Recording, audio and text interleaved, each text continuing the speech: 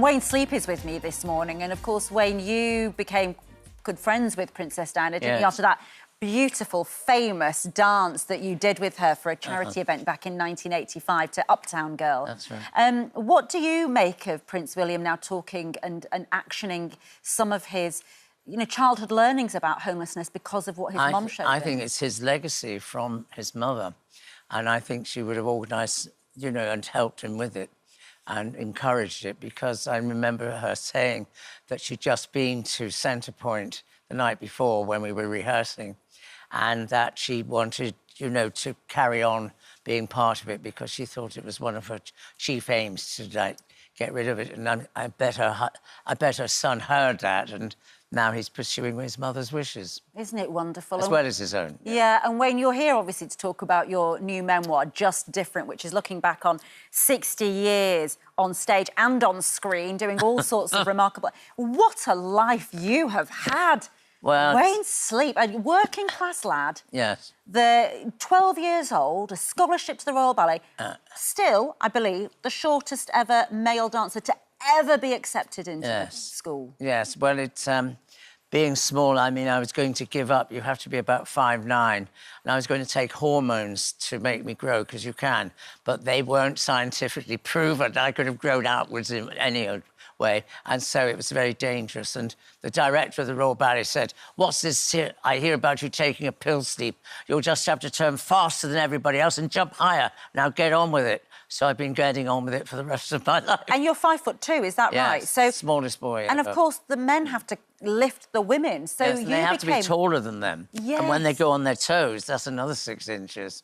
That in itself tells the full story of your passion, your hard work. Yes. Because to go from what essentially in many ways is disadvantage, the height, the working class background... The disappointment as well, when I stopped growing at 16 and everybody shot up around me.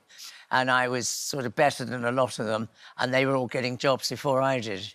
And then you became what's the word for it? The sort of prima ballerina. I don't know, it's not prima ballerina. The sort of leading dancer. The lead dancer. Yes. Well, senior principal. There was about 10 of us. That's the jester in Cinderella there. But what I had to do was learn to turn a disadvantage to an advantage. And being small came in handy a couple of times.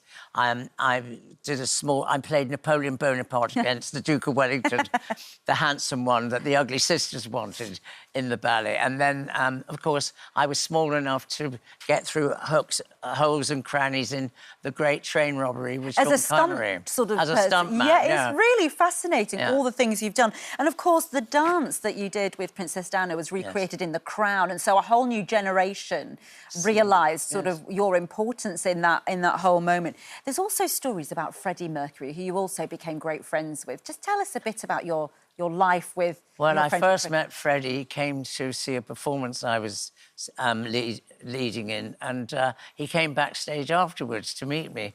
And he was very interested in doing some ballet. And so myself and this other dancer, Wayne Eagling, we would go to his house and discuss roles that he might do or that we could invent for him.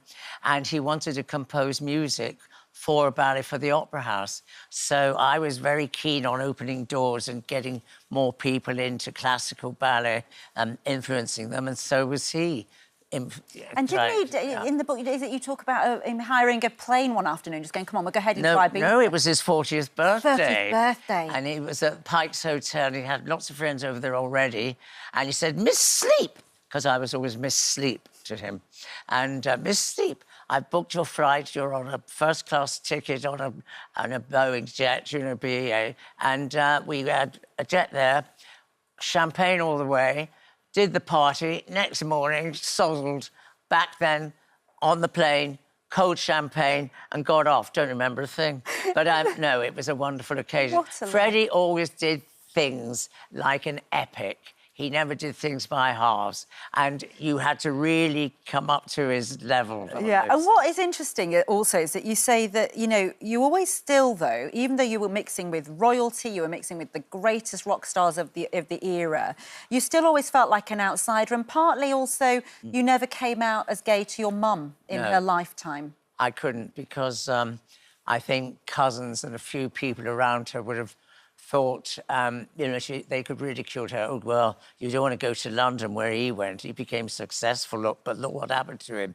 You know, he's gay. And you lived through the AIDS epidemic and all of that. And then the AIDS thing, of course, that was dreadful. But I've written all about it because that was my growing up period, and that's what happened as I grew. And I think it's very important to tell people now how difficult it was for us in those days. And what I love is you tell the story, and then, of course, you met your lovely partner, Jose, who's here with you today. Yeah. And your first date was not just a sort of let's grab a meal and go to the cinema. On your first date, tell us about your first date with Jose when you first met him, and this is remarkable. Well, he was living in Spain, and I have a flat in Spain, so I was doing some research for a new show, and I had to be quiet, and it was the history of dance, so I had to get it all right. And I went to a bar the night before, and there was a dartboard, electric dartboard. I think I broke the dartboard. But that didn't put him off. The next morning, he came and sat next to me on the beach, said, "Hola." And I went, "Oh, OK, give it a go." And he didn't know who I was either. And then he came to London with a one-way ticket. I thought, oh, dear, because I didn't want to go through the passion and I, you know... Have a heartbreak. Yes, that's right, yes.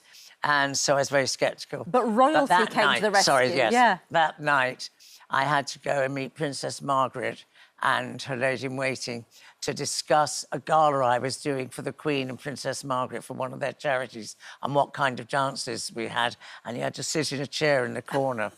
And this guy... You took your date to see Princess Margaret on your... That's incredible. Yeah. Well, I took him again another time to learn the Palais Glide. She wanted me to learn this dance to put in as well. She grabbed him because he was the prettiest. But he couldn't speak a word of English. He was wearing Doc Martens. I said, sorry, he was wearing Doc Martens, ma'am. She said, oh, don't worry, Wayne. I once did this dance with a man in spurs and he ruined the parquet flooring. Your book is absolutely incredible. What an extraordinary life you lead, Wayne Sleep. And you've just given joy to all of us over all these years. And your book, Wayne's book, Just Different, is out tomorrow. It is a superb read. Thank you so much. Thank you. Yeah.